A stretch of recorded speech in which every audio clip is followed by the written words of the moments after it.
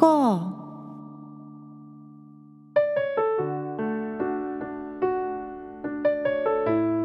皆さんこんにちは。アンニョンセヨ、風花です。7月に入りましたね。大阪はね、とっても暑さが本格的になってきたんですけれども、皆様お住まいの地域はいかがでしょうか。今月はリクエスト企画ということで、皆さんからいただいたリクエスト曲を歌っていきます。1月にレモンさんからいただいていたリクエスト曲は今月2曲歌わせていただきますね。それから少し前にいただいていたメッセージを紹介します。ラジオネームかもしんさん、 MC ザマックスのティアをリクエストします。レトロな90年代サウンドの感じが頭から離れません。ぜひお願いします。ということでリクエストをいただきました。ありがとうございます。 MC ザマックスのティア、韓国語ではヌンムルという曲ですね。確かにね、イントロが大変印象的な曲ですよね。日本の90年代サウンドを感じる曲です。で、この MC ザマックスのヌンムル自体は2007年の発表なんですけれども、シンセサイザーがねいっぱい入ってるバンドサウンドから始まるので、どうやってカバーしようかなということで今とても悩んでおります。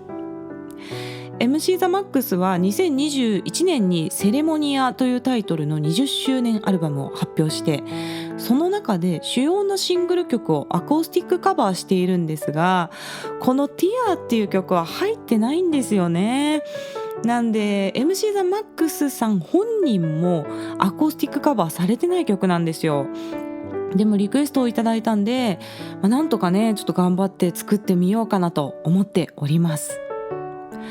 番組を始めて半年経って今月から2022年も後半に入っていくんですが、毎週ねコンスタントに作品を出していく中で、やはり新しいことも挑戦していかないとなかなか成長ってないんですよね。でも自分で曲を選んでしまうとどうしても守りに入るというか、カバーするイメージが湧きやすい曲から順に選んでしまう傾向があるので、こうしてリクエストをいただけると私にとっても挑戦になります。特に今月の曲は初めて歌うようなジャンルの曲も多いですので、ちょっといつもとは少し違う雰囲気の1ヶ月になるかもしれません。さて今日はさやさんからいただいたリクエストで、カウルパンガク秋休みというユニットについて詳しく知りたいということでねメッセージいただきましたので、今日はこの秋休みを紹介していきますね。まずタイトルにもある通り、この方々はねインディーズの方々なんですね。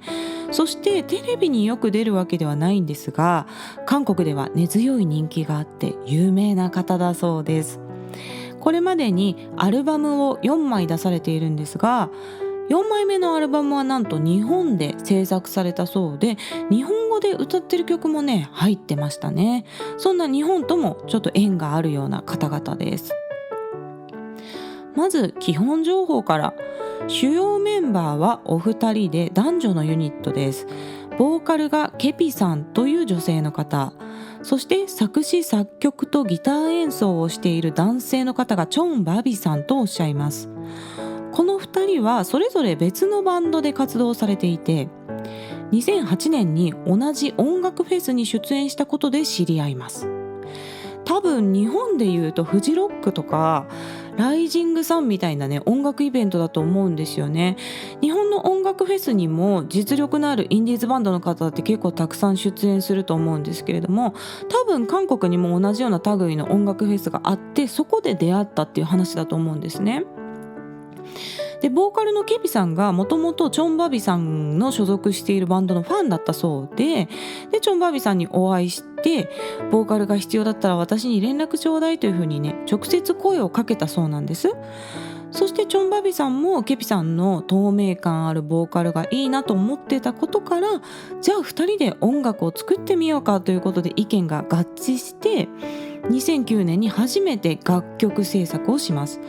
そしてその時できた曲のタイトルが秋休みという曲だったので、それをそのままバンド名にしたそうなんですね。でこの秋休みっていう曲はファーストアルバムに収録されておりました。今回さやさんからリクエストをいただいて、私も秋休みの曲をいろいろ聴いてみたんですが、私は第1週アルバムに収録されている時々苦しいほど君を抱きしめたくなる時があるというタイトルの曲だけ知っていました。でこの曲が多分一番有名で認識されている曲だと思いますね。でこの曲はね、日本語歌詞のバージョンもあります。でも私は秋休みの曲だっていうことを分かって聴いていたわけではなくてですね、YouTube ミュージックとか iTunes には AI の自動再生機能というのがあって、何か一曲聴きたい曲を選ぶとそれに関連する曲をピックアップして流してくれる機能があるんですね。それでアコースティックコラボとか学童ミュージシャンっていうのを選んだ時に関連でこの曲が出てくることがあって、それでね曲だけ知ってたんですね。でさやさんにリクエストをいただいてから、この曲秋休みっていう人たちの曲だったんだっていうことをね知りました。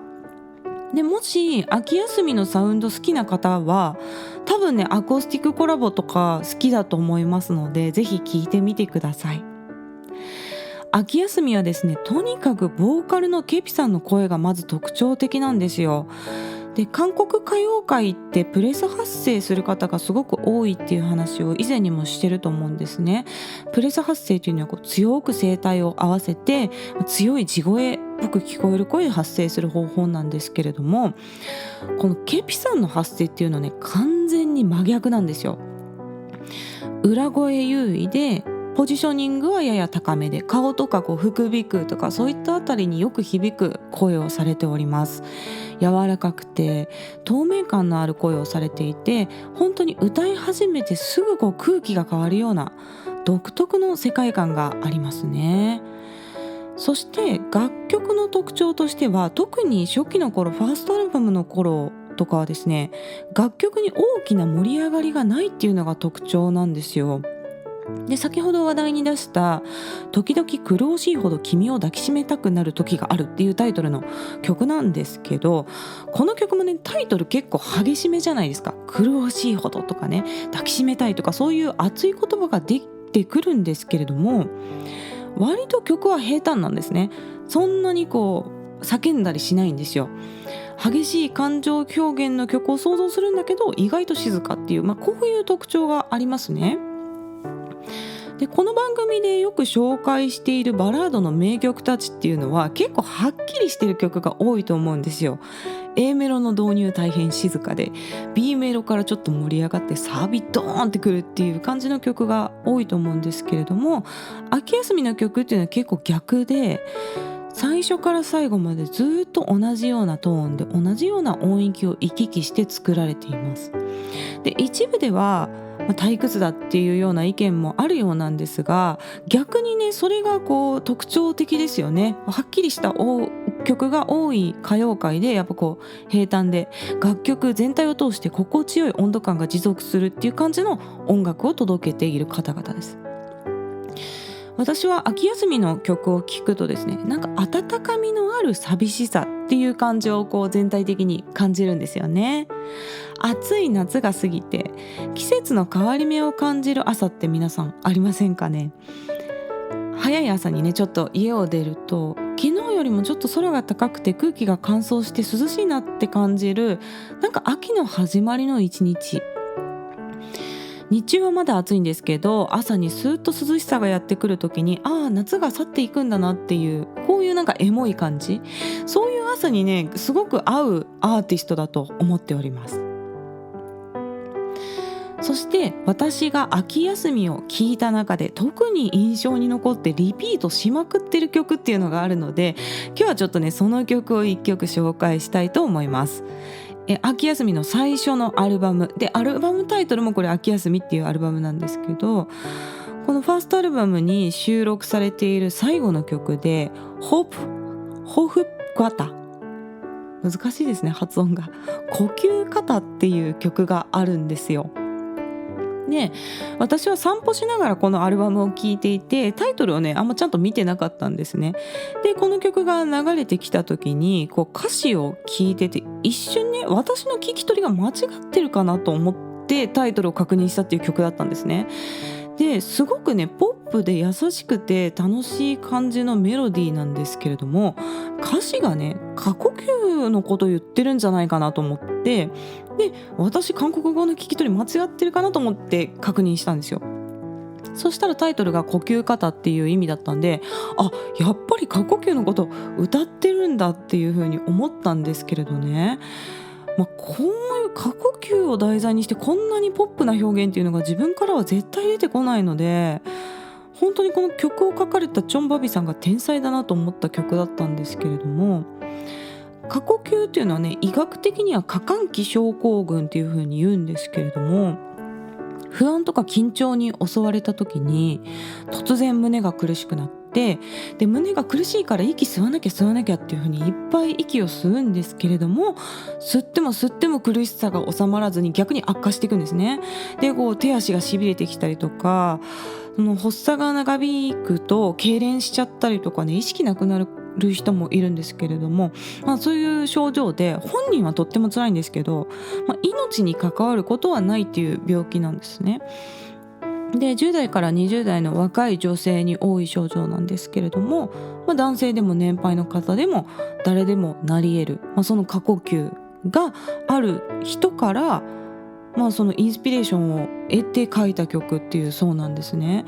でそれだけしんどい症状なんですけれども、この呼吸方っていう曲はそれをね軽やかに歌ってるんですよ。なんかあんまり深刻な感じじゃなくて、で逆にそれがこうエモいっていうかリアルに私は感じたんですね。自分を思い返してみても、特に10代の頃ってみんなそれぞれに生きていく上の不安定っていうのを抱えてる時期があって、自分もしんどいし友達もしんどいし、しんどいよね生きるの分かるよねっていう感じで、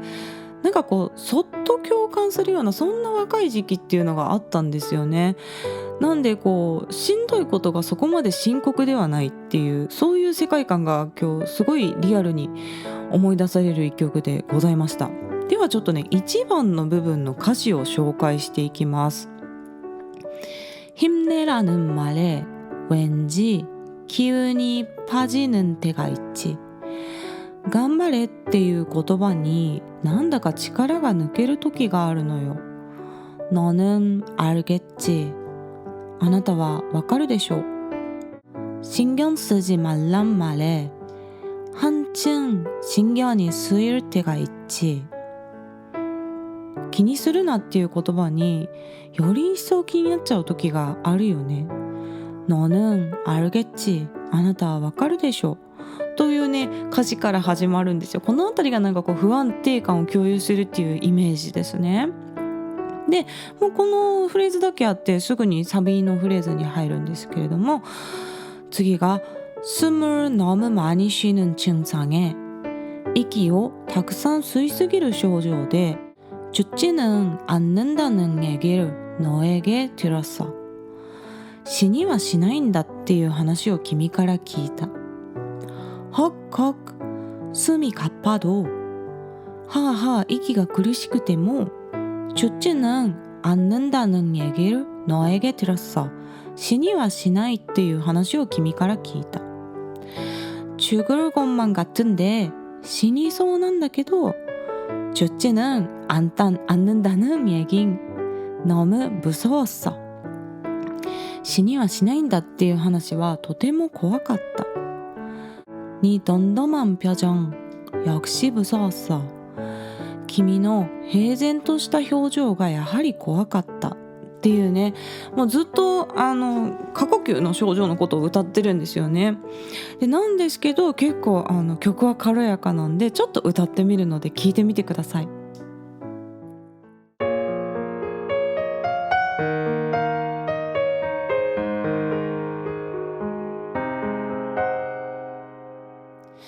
힘내라는 말에 왠지 기운이 빠지는 때가 있지. 너는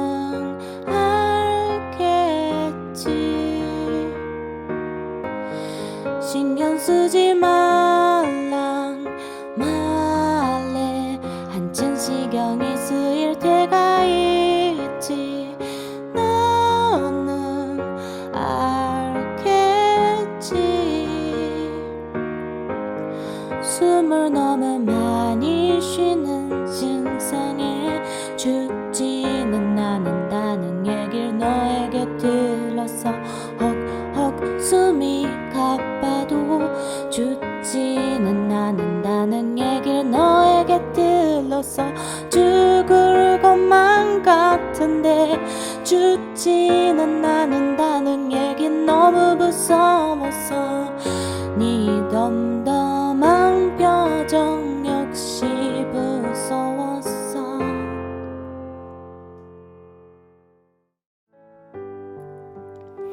はい、いかがでしたでしょうか。私はちょっとピアノで簡単な伴奏にしたんですけれども、原曲はねギターとボーカルのシンプルな作りになってて、ちょっとパーカッションの音が入っていて、より軽やかな感じになっておりますので、ぜひ気になった方は聴いてみてください。秋休みは2021年の3月にケピさんがインスタグラムで解散を発表したというのがねあったそうなんですよ。で、今後はそれぞれの道でまた音楽活動をしていきますというメッセージで終わっていたそうなので、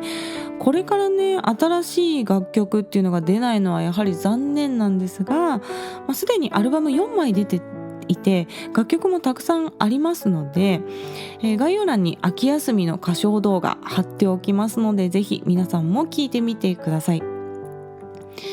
今回は、韓国のインディーズバンド秋休みを紹介いたしました。さやさんリクエストありがとうございました。また概要欄の質問箱からメッセージや質問リクエストなどぜひ気軽に送ってください。日本語でも韓国語でも大丈夫です。